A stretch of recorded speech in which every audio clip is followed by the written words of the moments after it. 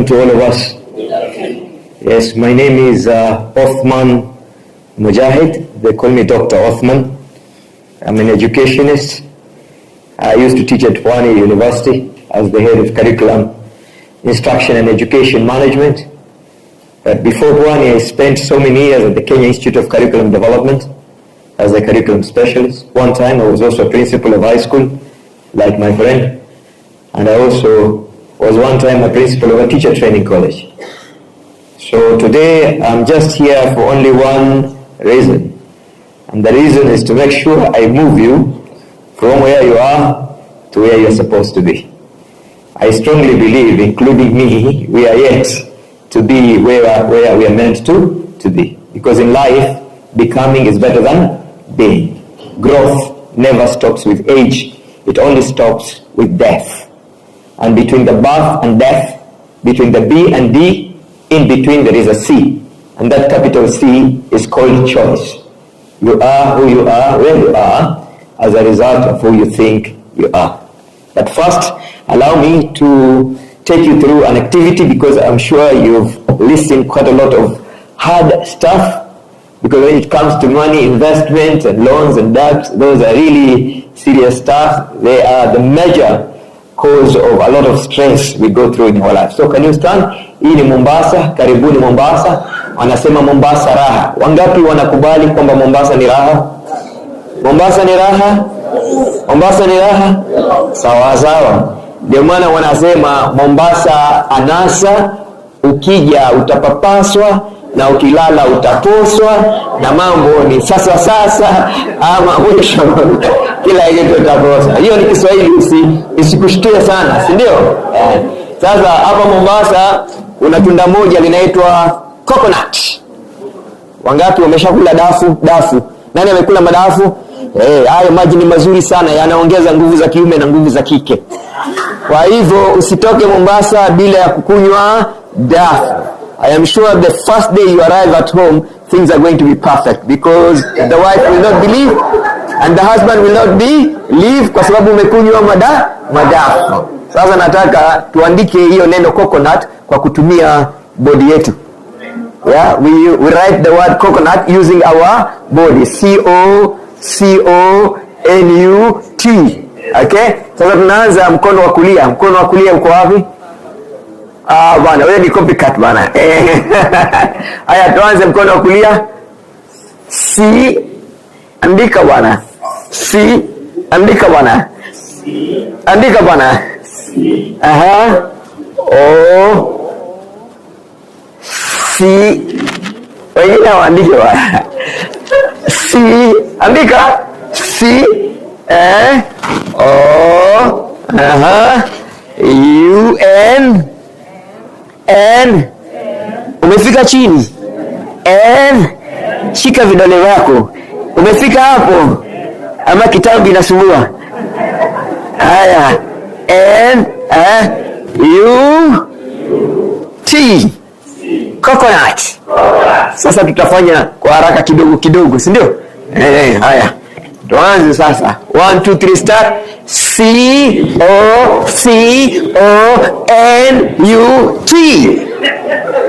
Namba ya 3 inaenda mbio zaidi, si ndio? Haya tena. C-O-C-O-N-U-T. Clap for yourselves, please. Thank you so much. I want to begin by asking our Creator to allow us to have clarity of mind. Clarity of mind. So that whatever comes out from my mind will also make sense in your mind. Philosophers say, in life, if you want to be happy, take care of your 5 M's.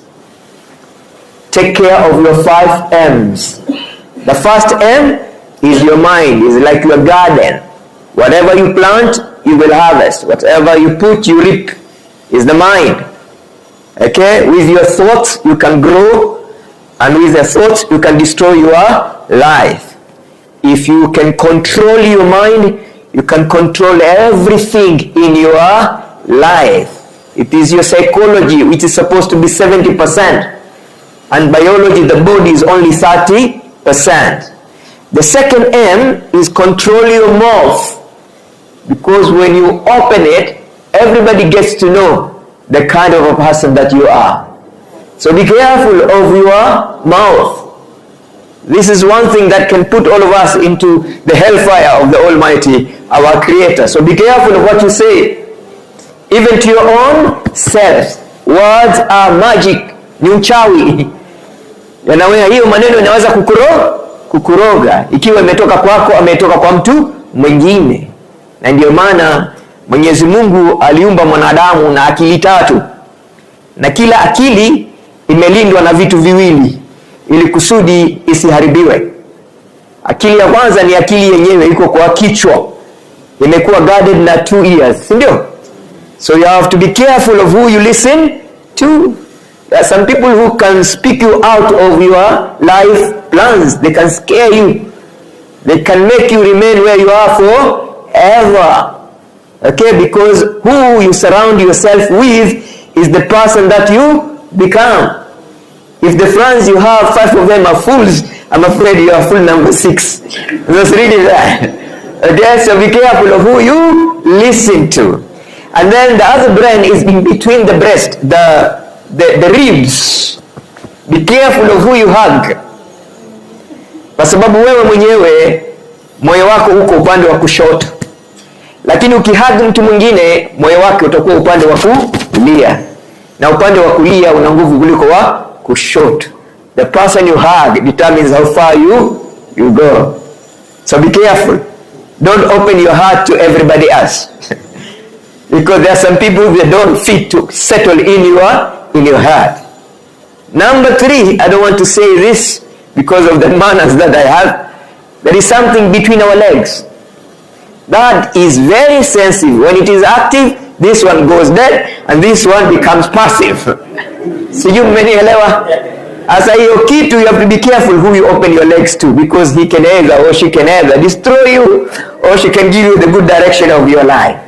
So my first prayer was for God to give us clarity over the mind. The first M is the mind.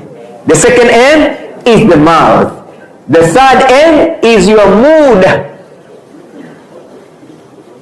My learning tells me it is not success that makes you happy. It is happiness that makes you successful. If you are a person who is sad every day, you miss the energy that could push you to go to where you're supposed to be. So control your mood. If there is anything you should not hand over to anybody in your life, is your personal mood.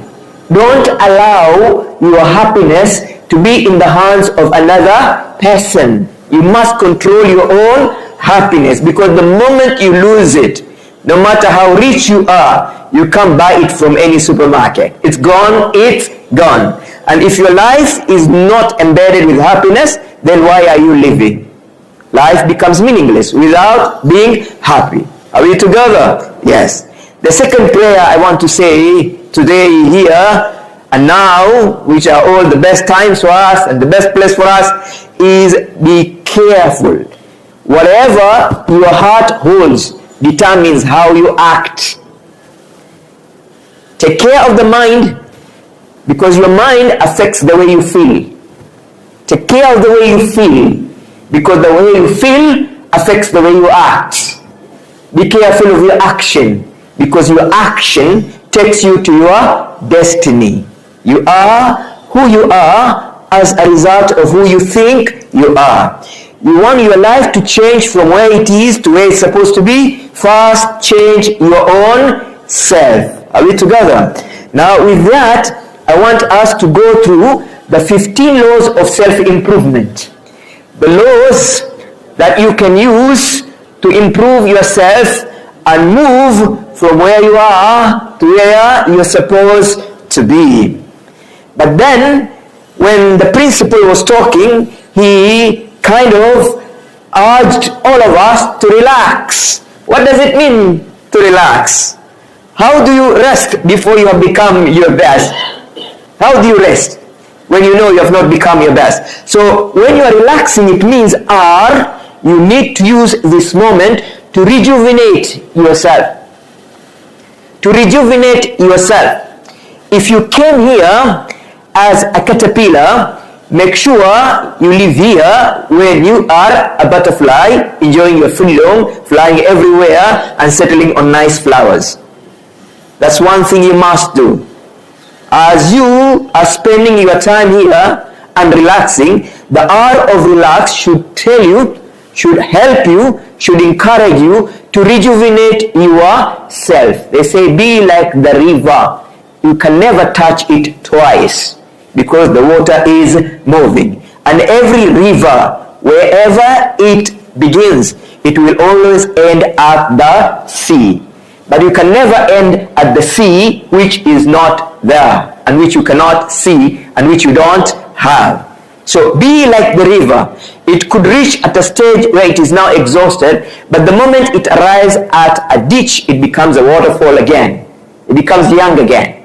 And you and me, no matter how old we are, no matter how tired we are, no matter how stressed we are, if we take our minds to believe that becoming is better than being, one day you can become young again. And you can always remain fresh, because the moving water never stale.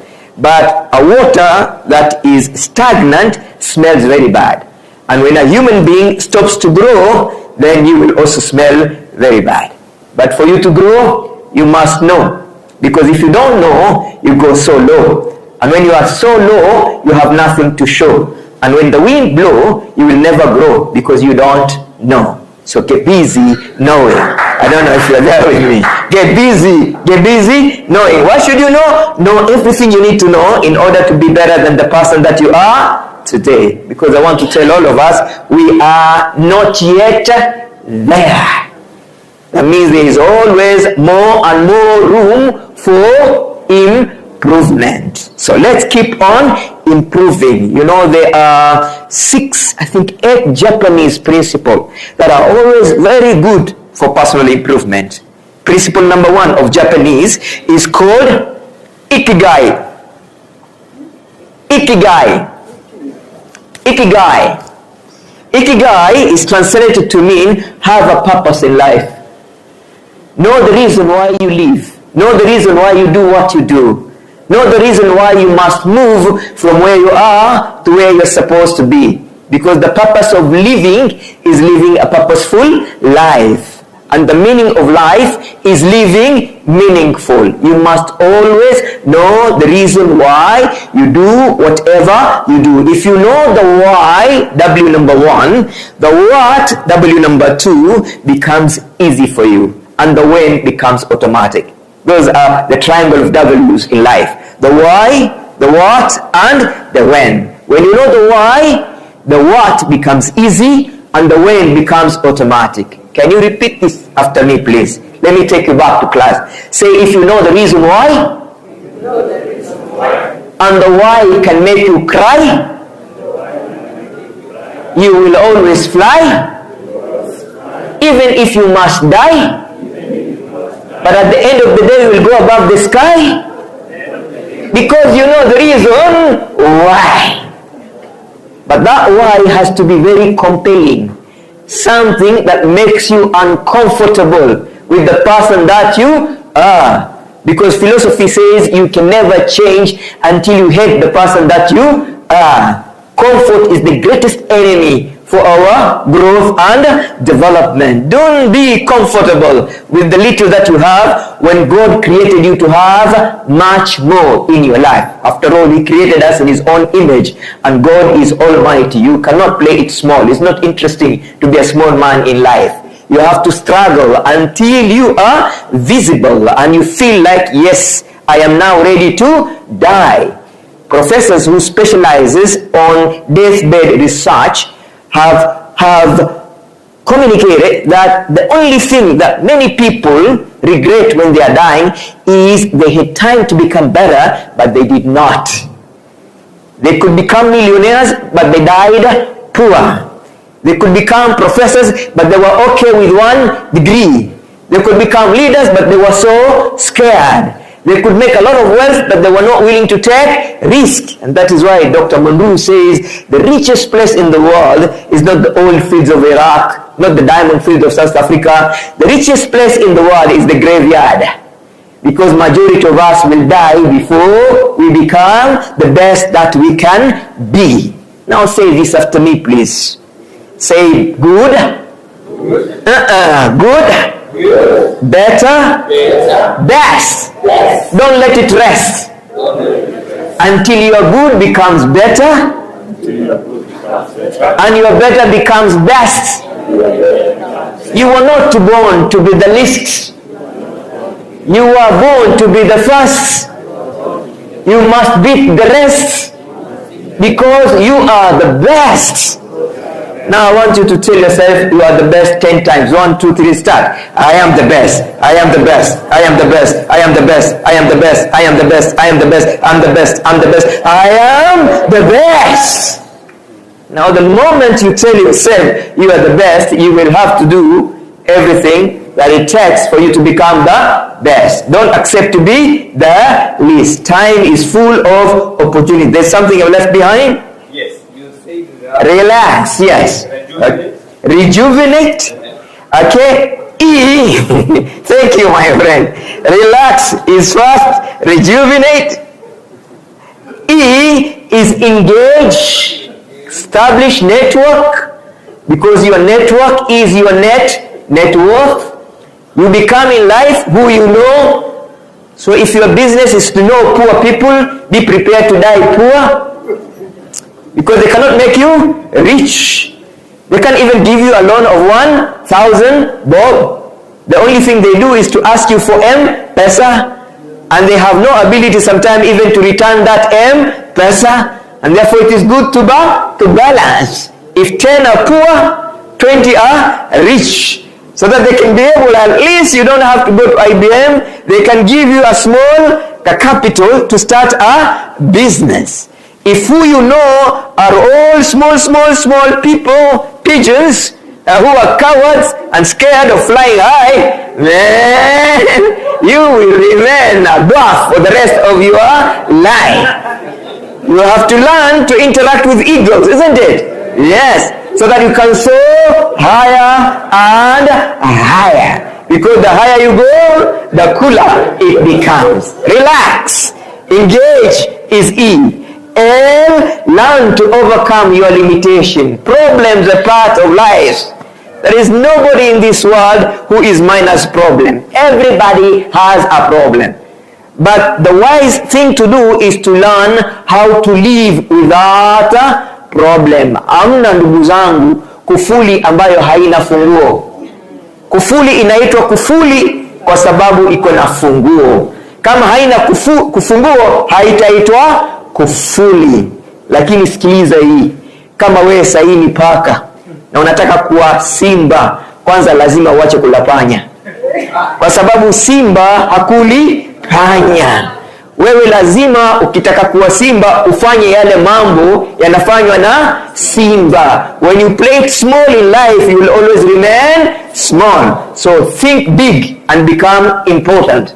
But when you think small, you will always remain small. Relax. As you relax, make sure you are calculating higher aspiration. You are thinking how better you can be when you go back home. What is it that can motivate you to take you from where you are to where you're supposed to be?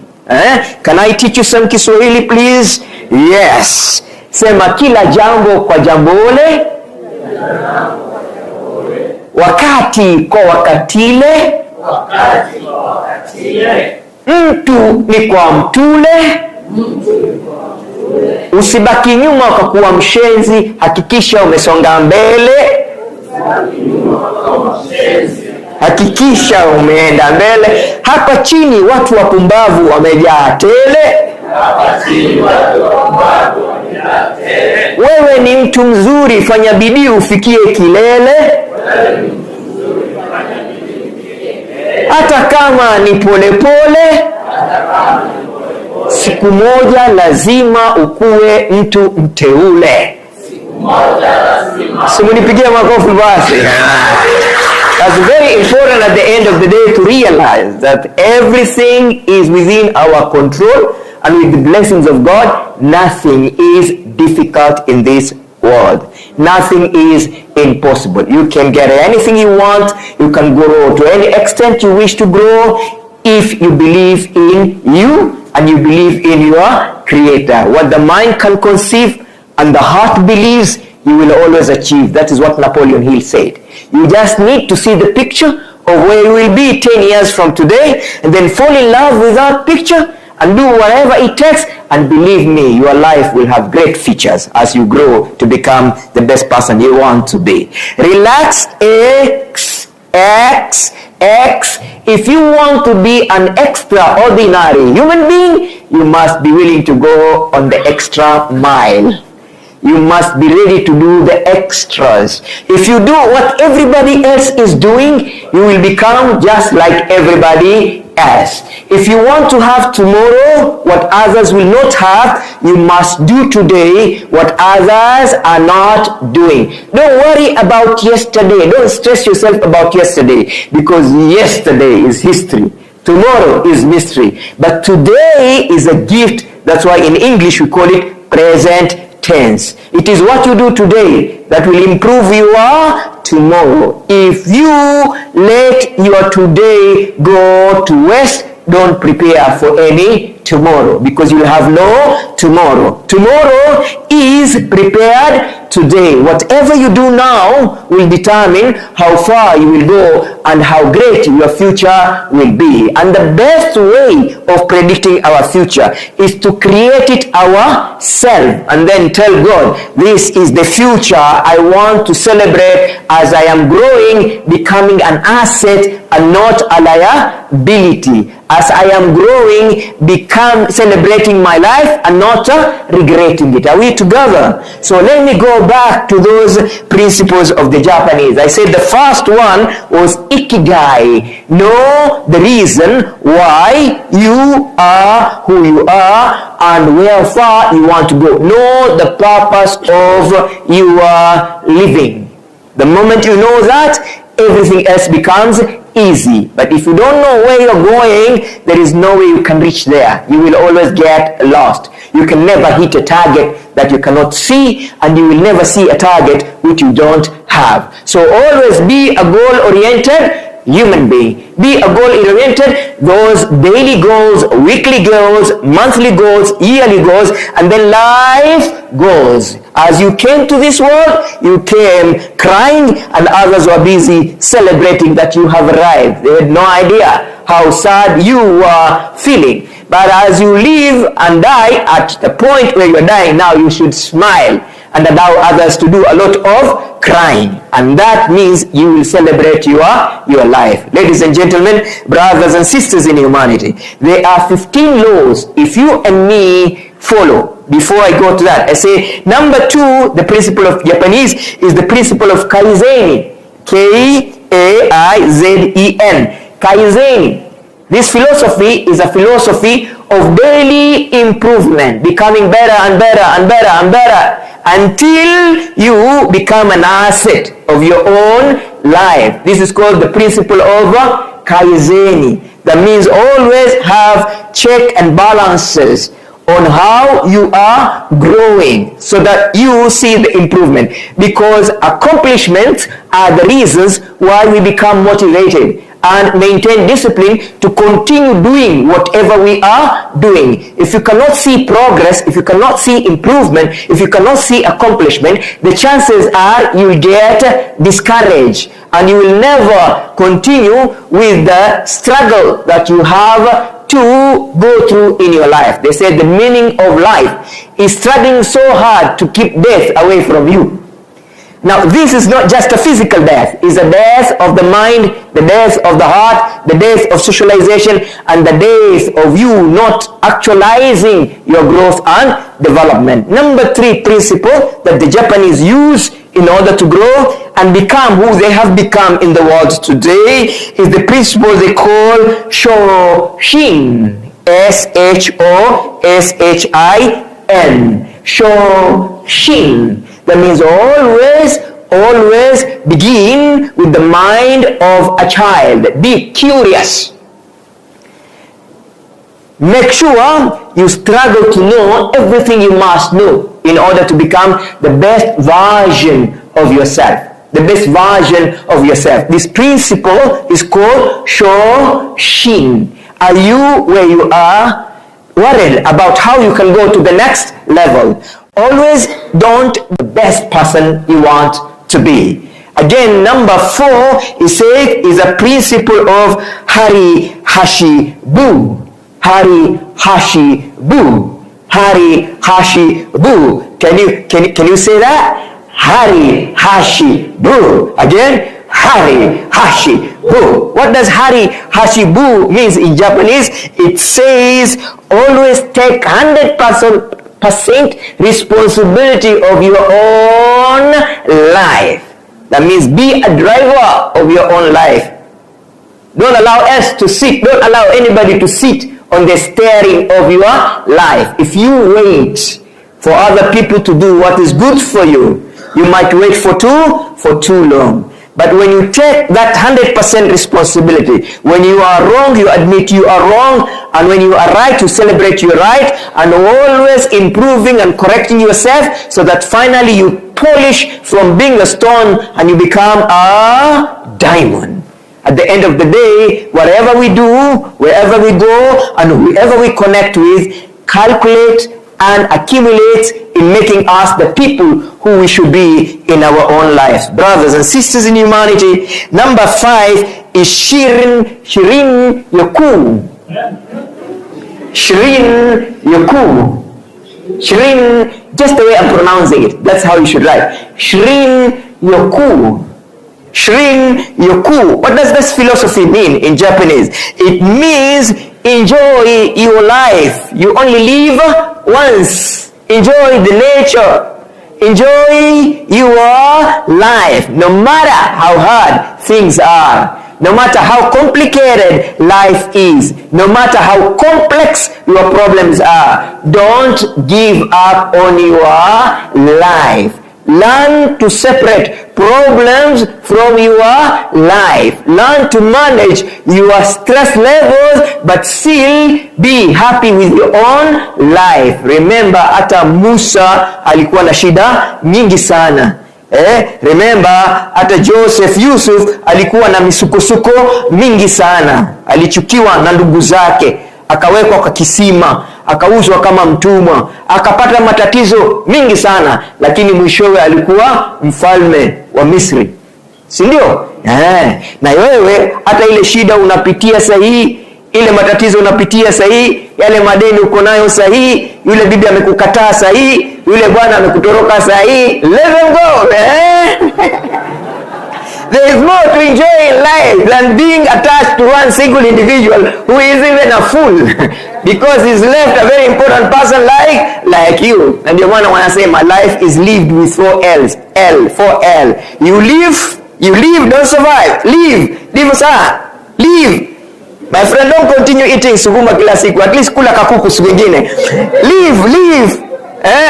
Kula. Use. Enjoy yourself as you're here.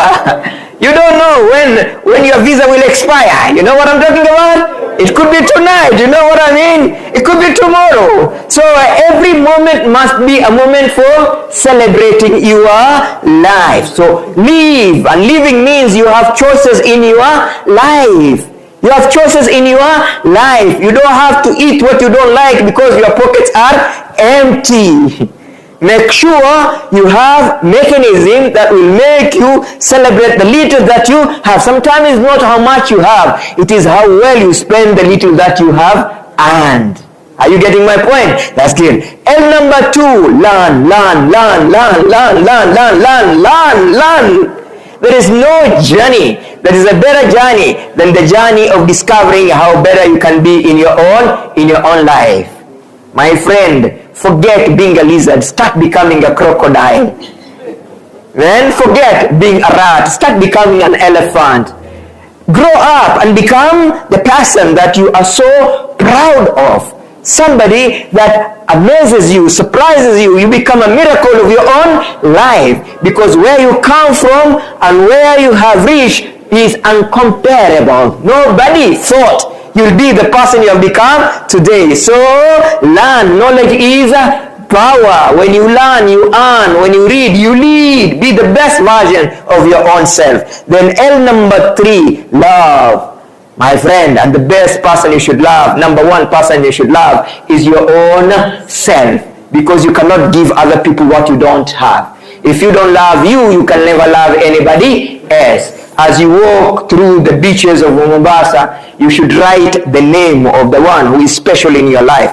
When the waves come and wash it, don't give up. Go to the ground and write it again.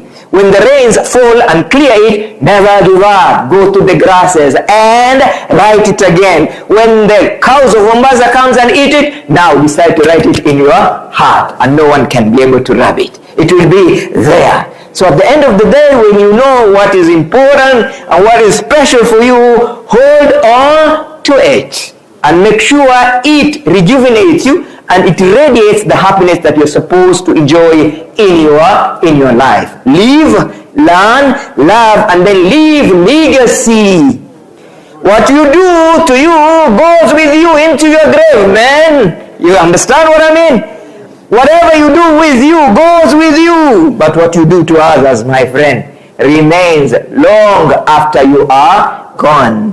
And people will remember you for being that person who lightened their lives, who improved their lives. If you want to be better, make other people better. If you want to be happy, make other people happy. If you want to improve, learn to improve others. What goes around comes around. What you give is what you get. Now, number 5, the principle number 5 of Japanese. Number 6, it says, wabi sabi.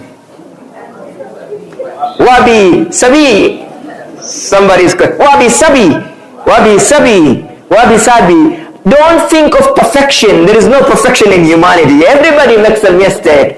Don't judge yourself harshly. When you fall down, make sure you are facing up. Because if you face up, you can stand up. When you are down and you have experienced the pain, now stand up and go up and wear the crown. Can I tell you something? You can be a prince even if your father is not the king. And you could be a princess even if your mother is not a queen. Just invest in you and do what is right. And at the end of the day, everything goes straight, even if you must fight. If that thing you want is so important to you, and you do whatever it takes to get it, finally you will get it with the blessings from our Creator. Ladies and gentlemen, number 7 is Gambaru. Gambaru. Gambaru. Gambaru. Gambaru. Be your best. Do your best. Whatever you do with your life, wherever you are, whatever you do, make sure it is the best you can do. Be thorough in whatever that you do. Sweep. Even if you are a street sweeper, sweep it very well so that the day you are not there, people say there was one time a sweeper here who could make this street very clean. There was this mathematics who was in school this and this time. Everybody passed that subject because of him, because of her. Whatever you do, make sure you do it to your level best. If there is slavery that is still practiced in our community today, is that slavery of allowing yourself to be reminded of what you're supposed to do. That is called slavery. Ni matusi makubwa sana, ni insult kubwa sana. Mtu anakuita wewe mtu mzima na ndevu yako, msichana na matiti yako, anakuita na kusimamisha mbele yake, anakuambia wewe mbona hujafanya hivi? No, hakuna hiyo, huwezi kuniita.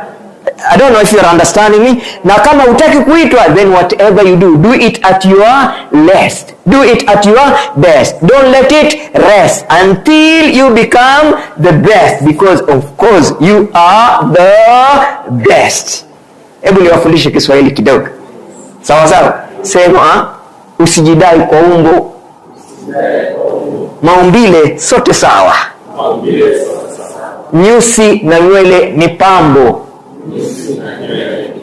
humea na kunyolewa. Yapo maalum mambo yafaa kuzingatia. Ada ya mja hunena, muungwana ni vitendo. Tenda watu wataona, majisifu weka kando. Action speaks louder than words. You are not what you think, nor are you what you feel. You are what you do. You do good things, people call you good. You do bad things, people call you bad. And do stupid things, people call you stupid. You do things that are idiotic, people call you idiot. And it's very bad when a full grown-up man like you and me are called idiots. You know, wanasema weza tupende tusipende, siku moja tutakuwa wazee. Na hakuna ubaya, kwa sababu kila mtu anazeeka, na kuna wengine hawa celebrate uzee, wanakufa kabla hawajakuwa wazee. Wanasema, unajua mvutaji sigara ako na sifa 3. Yeye hawi mzee kwa sababu anakufa kabla ya kufika miaka 50. Mapafu yanaharibika. Pia mvutaji sigara nyumbani kwake hakuingii hivi, kwa sababu usiku mzima anafanya sasa mwivi hawezi kuingia, anajua mzee bado yuko macho. Na mvutaji sigara hana faida, anakuwa kama sigara yenyewe, unaiwasha baadaye inageuka jivu. My friend, that is a commercial break. What am I saying? What I'm saying is, let us make sure we practice Gambaru. Gambaru. We always do give our best.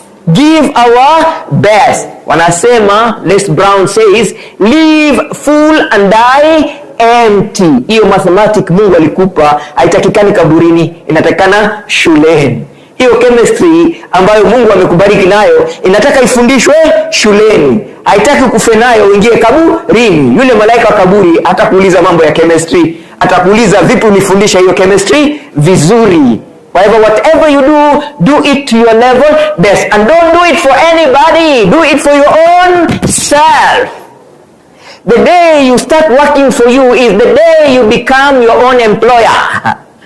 Because you're not worried about anybody seeing you not doing the right thing. You are doing the right thing. You're not doing it because somebody is paying few coins. You're not doing it because somebody is supervising you. You are doing it because you love doing what you are doing. And that's a good philosophy. When you love what to do and you do what you love, doing it becomes easy. Enjoyable becomes a hobby. The day you say, today I am doing what I'm doing for my own self, that's the day you enjoy your freedom. You're not afraid of anybody because you're doing what you ought to do to the level best that you can. My dear colleagues, friends in education, the last one they say, gaman, gaman, gaman, gaman, G-A-M-A-N, gaman, gaman, gaman. That says, practice patience.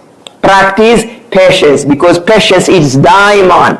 Be patient. Be patient. Be patient. There are 10 S's that are today troubling our young people.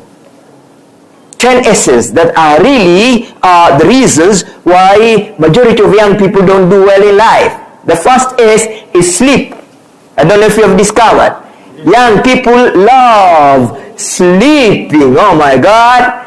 Every morning you have to wake them up. From Form 1 until Form 4, you are waking them up every morning.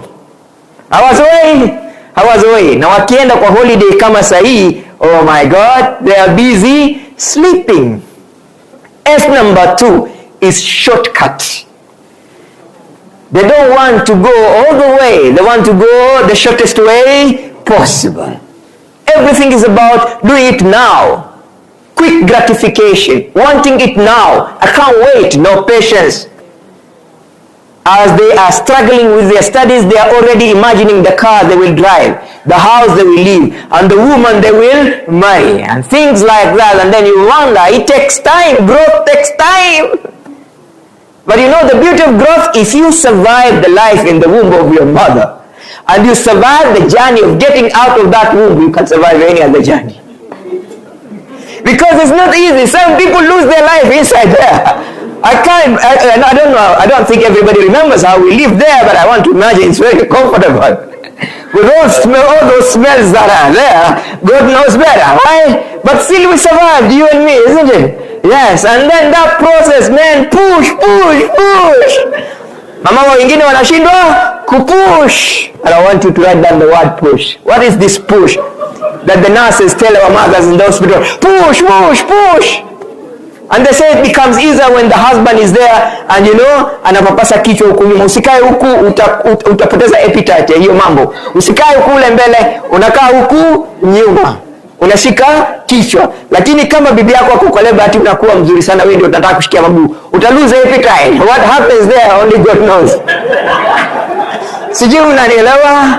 So you have to, at the end of the day, you know what I'm talking about? So this is something that if you were able to go through and you pass through, they say everybody had to win to be born. Everybody.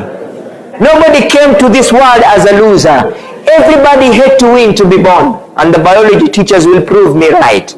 When those many sperms that are deposited by the father in the womb of the mother, only one will fertilize the egg. For the one to fertilize the egg, it has to run faster than the other ones, millions of them. That means you are the champion that day. And then you fertilize the egg, isn't it? And after fertilizing, no any other fertilization can take place, isn't it? That means you won the race in the fallopian tube. Are you also winning the race of life today? If you won the race in the fallopian tube, are you also planning to win the rest of your life? Ama unataka kupewa yellow card and then another yellow card, and before you realize you have been banned from playing football for the rest of your life. My dear colleagues, now let's go through the 15 laws in the interest of time. Law number 1. We have finished the 8 principles of Japanese, isn't it? Yes. Thank you. You are a very good student. That means you are with me, right? Yes. Thank you so much for being with me. S number 1 is sleep. S number 2 is shortcut. S number 3 is SEX, sex. They want to do it so early. No wonder by 45 they have to use blue film. You know what I'm talking about? Umeanza mapema, ukifika miaka 35 lazima upate usaidizi booster.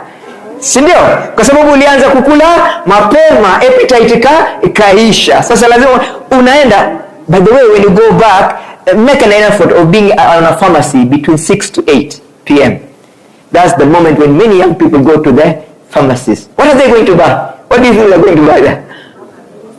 Booster! Panadol na lunch. Sasa ukianza mapema inamalizika mapema. Sasa unakuta ile S ya sex inawasumbua sana. Na ndio maana hata wengine wanapata courage, wanaambia mwalimu wa Kiingereza, "Madam, you're so beautiful." Shenzi wewe. Ati I am beautiful. Wewe wanafunzi, shida yako nini sasa? Sasa ni muhimu sana. S number 4 in the interest of time is the S of songs. Our students can remember music more than chemistry formulas, more than history. They can sing Diamond, Inama inuka. Sio? Unajua hiyo nyimbo ya Diamond? Wanafunzi wanapenda sana hiyo. Inawakumbusha mambo, inawaonyesha mambo mingi sana, lakini wakwambie formula ya whatever Pythagoras, whatever theory, they won't be able to remember. But Zuchu song, they can remember it all. Songs. Number 5, sports. They can wake up to watch Manchester and Liverpool at 3. But they find it very hard to wake up at 3 to read their history books. Very difficult. But if there is a football match and the school says you are allowed to wake up at this hour to watch the match, the whole school will wake up. But if you tell them we want to have a special preps this week, people will wake up at 2, they will become sick. Because sports to them is more important than education. S number 6. Now the idea of show off. You see the selfies. Now they are busy posting. They're busy posting. And then somebody posted something last night and no liking up to now. It's past picture. They get stressed out. I thought that was my best picture. People are so mean. How could I have posted such a nice picture and nobody gave a tick? This world is so unfair. Man, what do you expect? What do you expect? If you are that person who is waiting to be celebrated by others, you will never celebrate your own life. The community, the young generation we have, is the generation of liking. The ticks. And sometimes when they don't get those ticks, you don't have to be happy through the approval of somebody else. Be happy through your own success, through your own achievement. Where am I now? Number 7 or number 8? Shilling. They love money. And that's why they can't wait to finish school. They want to ride the boda boda. They want to ride tuk-tuk. They want to do small-scale business. They imagine that 100 bob, that 200 bob is going to be enough. Now wait until now they have responsibility. The tuk-tuk is not enough. And the bajaj is not enough. And the little trade they're doing is also enough. And now stress starts getting into their life. S number 1, remind me please. S number 2. S number 3. S number 4, S number 5, S number 6, S number 7, S number 9, number 8, social media. If there is anything students miss when they're in school, is their social media platforms. The WhatsApp and whatever, the X and the rest, Instagram, they really miss that. And whatever they see there doesn't help them grow, but it takes away even what they have and when they were in school. S number 9, the screen of the television, the screen of the laptop, the screen of whatever. At the end of the day, they are busy, like now they are on holiday. Instead of you reading books, they are busy watching program after program at the television. Now begin from the first one so that I can remember. Help me remember. The first one, the second one, third one, fourth one, fifth one, sixth one, 7, 8, 9. Now who can add the 10? The last one. The last S. Who can guess? The last S. The last S. The last S. The last S. The last S. The last S.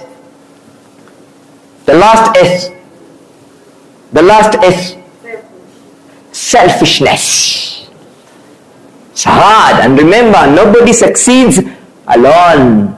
Together, everybody achieves more. Teamwork works. It has been tested and proven scientifically that teamwork works. Help me do an exercise, small one. Clap using a small finger like this. The sound is very low, isn't it? This is when you are selfish, thinking you know it all. You are alpha and omega. You are the expert. You don't want to consult. You don't want to do team teaching. You don't want to consult anybody else. You don't want to be corrected. You are the... Now, you've discovered, no, you cannot work alone. You go to a second friend. Now 2 heads are better than 1. Now the third one, 3 heads are better than 1. Now the fourth one, 4 heads are better than 1. Now the fifth one. The more you are, the better it becomes, the easier the task turns out to be. So those are the 10 S's that we have to deal with when we are handling our young people. Now the 15 laws, in the interest of time. Law number 1 is the law of intention. The law of your intention. They say I plus A is equal D. I plus A is equal D. Intention plus action takes you to your destination. Mzee Juma ilikuwa anapenda bibi yake sana tena sana. Romeo and Juliet, Leila na Majnun. They loved each other so much. Lakini shida ilikuwa bibi yake anazaa kila Januari. Kalenda ikitoka na mtoto amezaliwa. Familia ya bibi ikaingia wasiwasi. Huyu mzee Juma ataua binti yetu. Anamzalisha kila mwaka. Sasa wale wa bibi wakakuja kuchukua bibi. Can you imagine people coming even for one night? I am sure even here you have a problem, isn't it? I have a friend of mine who's a professor. Everywhere we go, he must take the wife with him. So I asked him, Professor, even one night, asema mimi sijazoea kulala kwenye mito ya Sufi. Nataka mkono. Nilipolala juu ya mkono sipati usingizi. Lazima nikuenda mahali naweka mkono wangu. So, sasa mzee Juma whole week suffered. Akaona afadhali aite watu wake waende kwa watu wa bibi wakazungumuze ili suluhisho ipatikane. Kufika huko mazungumzo yakawa mazuri, wakatoa faini ya kajama ya mnazi, pombe ya mnazi, akaambia unaweza chukua lakini you keep a timetable. Monday ile kitu inafanywa, Tuesday hamna, Thursday ndio, Friday hamna, Saturday haisiwe kila siku. Mzee Juma anapenda bibi yake, akamchukua hivyo hivyo. Kaenda nyumbani, siku ile ya kwanza walipofika ilikuwa ni Jumatatu. Band, hakuna hiyo kitu. Juma anaangalia bibi yake anasema lo hao wameniweza. Siku ya pili haya, siku ya tatu, siku nyingine ikiwa amekamatwa mbaya sana, akaenda kaangalia. Bibi yake alikuwa anaitwa Manaishi. Akamwambia Manaishi, si unikopeshe basi ile ya kesho. Sasa tukianza kukopeshana, si tunarudi huko. Nikopeshe ile ya kesho bwana. My dear brothers, your intention plus your action will take you to your destination. I plus A is equal D. Your intention. The reason why you do what you do. When you do what you do because of yourself, you'll never get tired of doing it and nobody will remind you to do it. The second law is called the law of self-awareness. You must know yourself to grow yourself. You need to do a SWOT analysis on your own self. Wacha niwafundishe Kiswahili tena, nyinyi mko Mombasa. Ukijichambua, rudia. Utajijua. Ukijijua, utajichanua. Ukijichanua, utakuwa mtu wa murua. Utakalo litakuwa. Maisha itakuwa poa kwa sababu wewe unajijua. Now knowing your strength makes you stronger, isn't it? Knowing your weaknesses, you learn how to control your behaviors. Knowing opportunities that surround you gives you the advantages to change. And understanding the threats that are following you in your life helps you keep away from danger. So you must, the best journey you and me can take is the journey of knowing what we are made of. My friend, forget playing small. You must be a lion. Don't stop being a cat. If God created you to be great, make sure you are great. It's not fun. It's not interesting. It's not exciting to be a small person in this world. Be the best that you can be. Create your own brand as the best mathematics teacher. Your own brand as the best biology teacher. Your own brand, kwa sababu omo ni omo hata kama kuna toss. Na Coca-Cola ni Coca-Cola hata kama kuna club soda. Soda ni soda, huku Mombasa wanasema soda ni soda, lakini Fanta ni bora. Sawa sawa, na wewe usikue tu soda, kuwa Fanta. Be the best you can be. You have to be visible wherever you are because you are the best. In a crowd of 1 million people, you must be noticed because you have something unique, special about you. Stand out in the crowd because you have the best meal in the county of your subject. Stand out. When people talk about people who are great, your name must also be there. You have taught for over 20 years na bado watu wanaulizana kwani huyu ni nani? Kwani huyu anaishifundisha wapi? Ati nani? Ati my friend, that's really bad, isn't it? Be a brand where mathematics is mentioned, your name is at the top. At the top. When KICD is looking for curriculum developers, subject authors, your name must be at the top. You are the best Kiswahili teacher. You are the best biology teacher. You are the best chemistry teacher. You are the best CRE teacher. Make sure you become your best. It's not for everybody. It's not for anybody. It's for your own legacy. At the end of the day, the brand you become. Sometimes we make life difficult for ourselves by playing small in life. But when you work so hard to an extent, from the sub-county, people know the best mathematics teacher is in Kagumo High School. At county level, they know the best mathematics, biology, the best teachers are in Kagumo. At the national level, they know, man, you want, my friend, be penniless. Unajua, ukikuwa kijana kama watoto wangu hapa, the girls look at you and say, man, he is cute.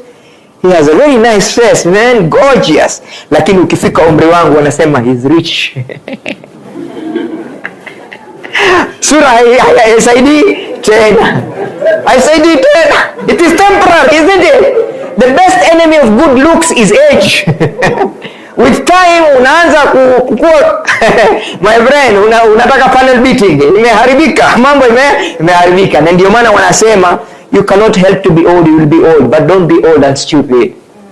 Just be old, don't be old and stupid. Okay? That is easier. You can be old, stupid, and then you are sick. Mambo yote yameanguka, hakuna kitu inasimama tena. That's bad, man. Unakula kwa macho tu, hawezi tena, imeisha. Nguvu imeenda. And then you are old, stupid, sick, and then you are broke. Can you imagine that? You've worked for 30 years, 40 years, you are at the age of 70 na unawaambia wajukuu mimi sina pesa kununulia soda, na wanakuuliza shosho, si wewe ulikuwa mwalimu? Kwani hiyo pesa yako ilienda wapi? Shosho. Sasa hiyo my friend, you are messed up. Don't mess up. When you are young, work hard so that when you're old, you celebrate your life. And the worst is you are old, stupid, sick, broke, and then ugly. You will be ugly if you don't have money to take care of yourself. Am I right? Yes. At least when you have some money, you can go to the salon and they will cover the gray hair for you. And people think you look like 17, isn't it? Yes. Hata kama ni gari bovu, unaweza sukuma uka start. Si ndio? Wanakubembeleza haya. Mara huyo.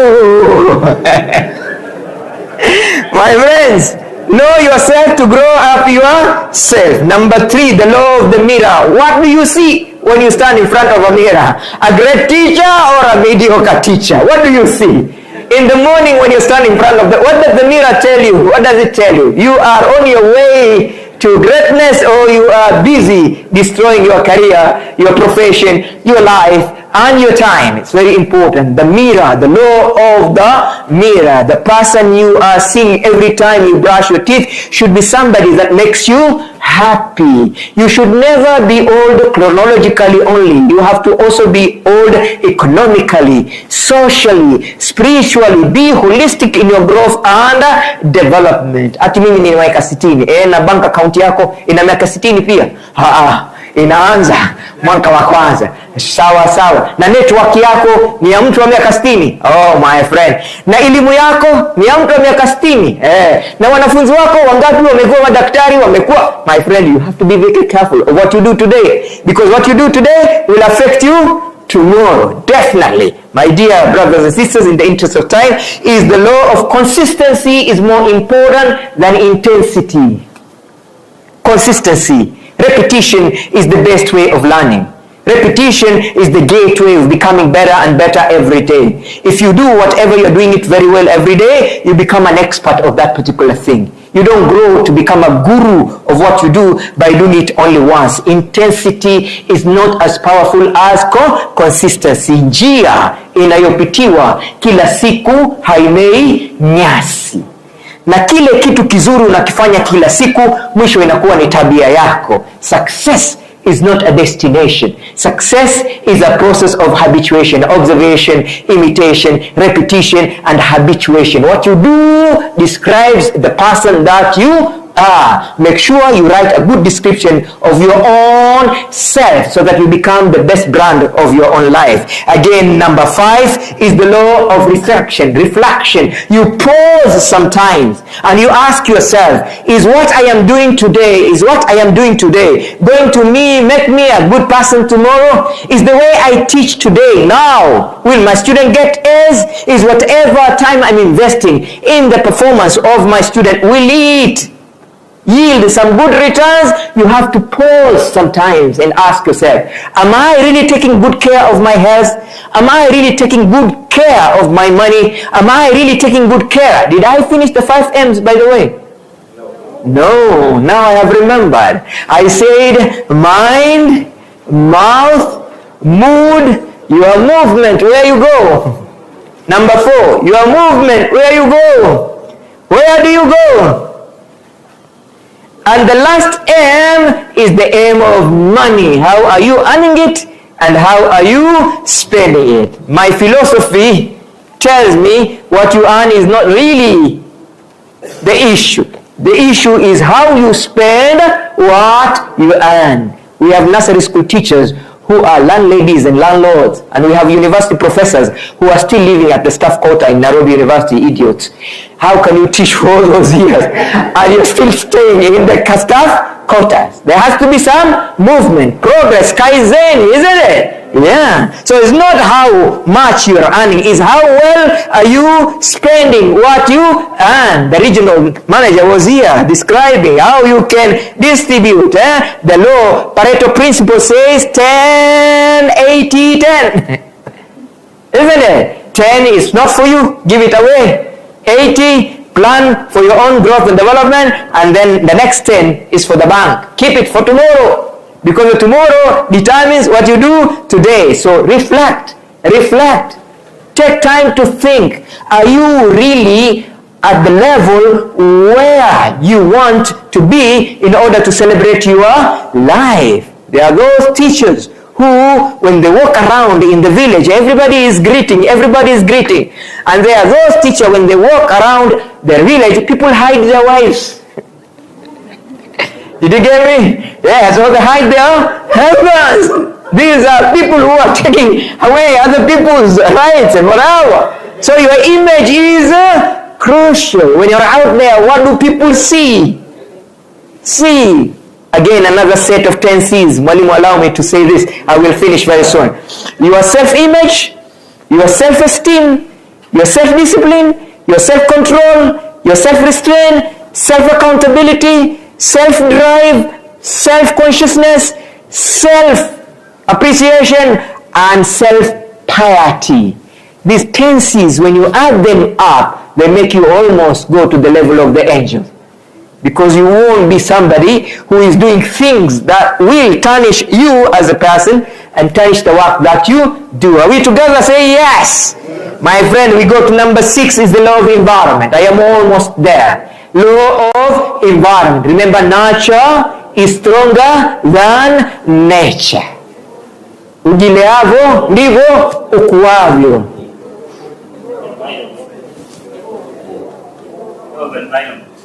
The law of environment, or the law of the environment. Mazingira.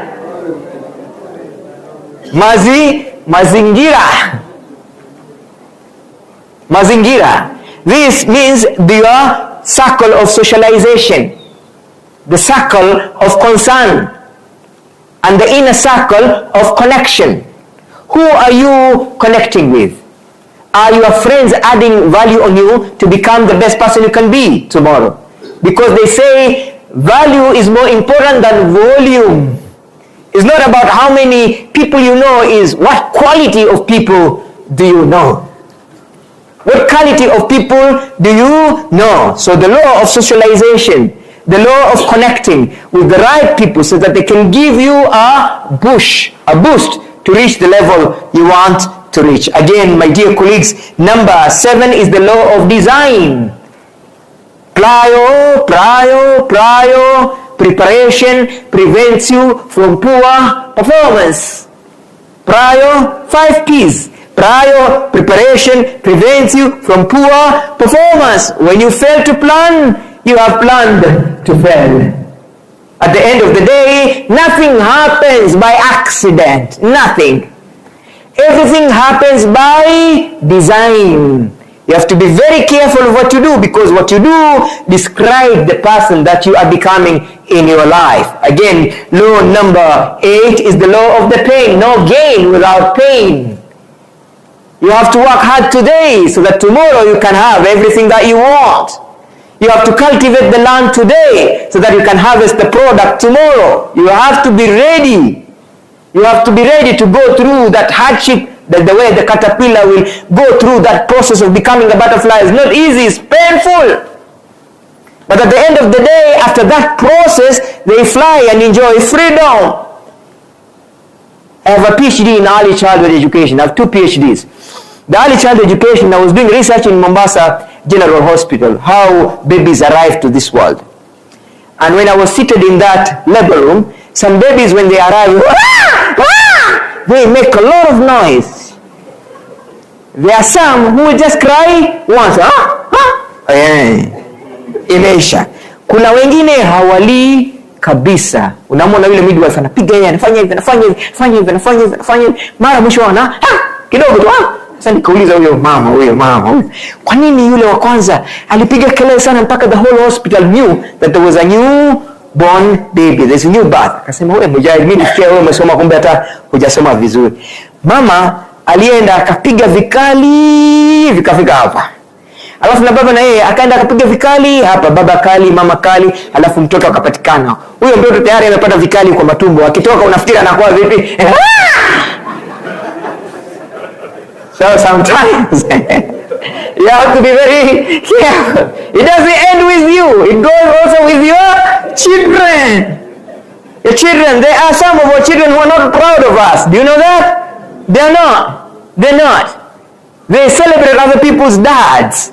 They are doing very well. They are progressing. They are investing. They are growing. They are learning. And what my dad is doing, I don't want to talk about it.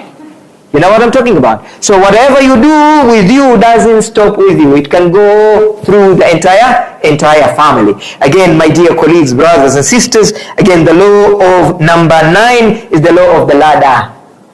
Step by step. Step by step. Step by step. But as you climb the ladder, make sure that ladder is leaning on the right wall. Otherwise, you could struggle until you reach the top and discover, oh my God, I lived all my life in a wrong way. Can you imagine? You are on your deathbed, you are dying just to realize that is not the person you are. You didn't live your true life. You could have been better than the person that you are today, but you decided to do the opposite. The law of the ladder. Amna haraka, just step by step. Kaizeni, step by step. And finally, you are up there. Because there is no view that is a better view to see the world than on the top of the mountain. The mountain of wealth. The mountain of spirituality. The mountain of education. The mountain of connection. You are up at the top. It's very important. Umaskini wote uko hapa chini. Maradhi yote yako hapa chini. Ujinga wote uko hapa chini. Ukiweza kuinuka ukaenda juu, the higher you go, the cooler it becomes. Up there, there's no competition as it is down here. So don't allow yourself kukua carpet. Don't allow yourself kukua carpet. Kwa sababu kukua carpet, umepatia watu lances wa kukanyage. The way sisi tunakanyaga hii carpet. Sasa wewe mwenyewe umeamua kukua chini, haujafanya bidii, hauna performance, hauna progress, hauna chochote. How do you want people to respect you? They will not. You will not. There has to be something special about you that will make you stand out so that people can say, yes, this is a mwalimu, not a kamwalimu. He's a teacher. He has produced doctors. He has produced pilots. He has produced people of great, reputation have passed through their hands because they are great teacher. As teacher, we must be very careful what we think. As teachers, we have to be very careful who we engage with. As teachers, we have always to work for higher aspirations. As teachers, we must always be very creative, doing things differently because we are different. As teachers, we must always embrace the hard way, the only way. The beauty of that statement is when God sends you on a stony path, He will give you strong shoes. Don't worry. Nothing is difficult. Say, I am able. Mbona sauti yangu mtu mmoja ni kubwa na yenu iko chini. 1, 2, 3, start. I am able. Capable. Unbelievable. Everything for me is possible. Because the word impossible can also read I am possible. Yeah, it's possible to have all those A's. Don't even talk about A minus. It's about A. Never in life have a plan B. It will stop you from achieving and getting plan A. Just have one plan. Either go this way or no way. Either this way or highway. I have to reach my goal. And with that spirit, believe me, you will invest all what it takes until you achieve what you want to achieve. Ladies and gentlemen, law number 11, law number 10 is the law of rubber band. You have to stretch it to become useful. Rubber band is only useful when it is stretched, when you're tying money with. If you leave it the way it is not useful. And for you, you have to get out of your comfort zone. You have to do the extra. You have to go all the way, not halfway. You have to make sure you think with the end in mind. That is Stephen Covey telling us, great people think with the end in mind. Is the law of cause and effect, law of consequences. Whatever you do determines what comes out of you in life. So make sure you do the good thing. Again, number 11 is the law of trade-off. Trade-off. You have to let go in order to grow. Trade-off. Let go the bad yesterday, so that tomorrow can be an enjoyable day. If you carry the baggage of yesterday, the stress of yesterday, the depression of yesterday, the problem of yesterday, you will never have a moment to celebrate and relax in your life. You will be stressed out throughout. Those who hang on their yesterday never get time to enjoy their tomorrow. So whatever you do today will determine how tomorrow will be. And therefore make sure you let go. And that was the L of number 5. Remember the 5 L's? The live, learn, love, leave legacy, and then let go. Don't carry baggage. If you have too much baggage on you, you can never fly. You'll get stuck on the ground. So let go, debrief, and that's why you are here. Debrief, let go, anything that is affecting you negatively, so that you can continue being a positive individual that you are, a great teacher that you are. Whatever you do when you are young will be with you when you are old. Make sure when you are young, you are doing good things, so that when you are old, you become gold and not a stone. Again, number 12 is the law of curiosity. You must ask the why. Every time you do whatever you do, ask the why. Ask the why. And then number 13, the law of modeling. Let us be good role models, so that our students can learn from the good example that we are, so that we can also have mentors who we look up to, in order for us to push ourselves out of comfort zone and grow to be the assets that we want to be in our life. My dear brothers and sisters, number 14, the law of expansion. The law of expansion. The law of expansion. Take the next step, please. Take the next step. Grow. Move. The good thing, we human beings, we are created with a body that is supposed to move, and the mind that is supposed to grow, and the ability to connect with everybody, so that we can have great things to show as we grow along the way. And the last one, that is number 15, is the law of contribution. Grow with others, don't grow alone. Grow, be the reason why other people are growing and becoming happy in their lives. Be that teacher who your students are really happy that you're teaching them, and you're there. I appreciate the person I am today. B, I believe in me. C, I am committed to make my school do well. D, my determination, no boundaries. E, I am excited with what I'm doing. F, where the focus goes, the energy will flow. G, no gain without pain. H, hard work works. I am really inspired. J, I'm not going to judge myself harshly. K, I am kind with myself and kind with my students. L, I will overcome my limitation. M, today I'm highly motivated.